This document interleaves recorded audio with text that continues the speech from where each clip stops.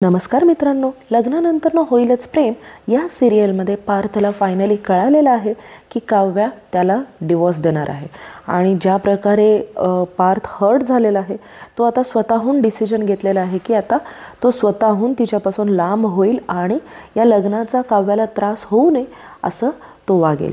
तो आता फायनली त्याने डिवोर्स पेपर रेडी केलेले आहेत आणि इकडे काव्याला रिअलायझेशन झालेलं आहे की म्हणजे जेव्हा तिचे बाबा पण सांगतात की दोन तापट माणूस कधीच एकत्र राहू शकत नाहीत, तापट सोबत एक शांत माणूस असलाच पाहिजे, अशा स्वभावाला फक्त तेच हँडल करू शकतात आणि तुझी आई अशी शांत आहे म्हणूनच आमचा संसार इतका छान चालला आणि तुझ्या संसारात म्हणायला गेलं तर पार्थही तसेच आहेत, त्यामुळे तुमचा संसारही खूप छान होईल।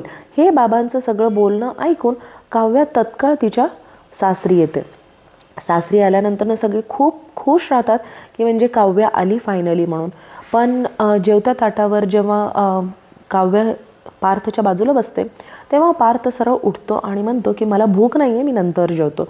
आणि लगेचच नलिनीला येतं डाऊट आणि ती काव्याला विचारते, काय गं तुमच्या दोघांचं काही भांडण झालं आहे का, म्हणून पार्थ निघून गेला का?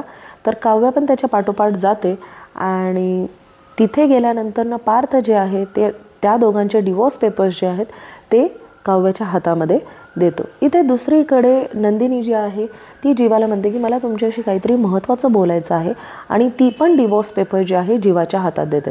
इकडे जीवा पण शॉक आहे आणि इकडे काव्या पण शॉक आहे, कारण आता दोघांना जे इतकं दिवसापासून हवं होतं फायनली त्यांच्या हातात मिळतंय, पण त्यांना आता ते घ्यायचं नाही आहे कारण त्यांना रिअलायझेशन झालेलं आहे। तर तुम्हाला काय वाटतं मित्रांनो की डिवोर्स होईल की म्हणजे नंतरनं जीवा आणि काव्या एकत्र येतील? तर प्लीज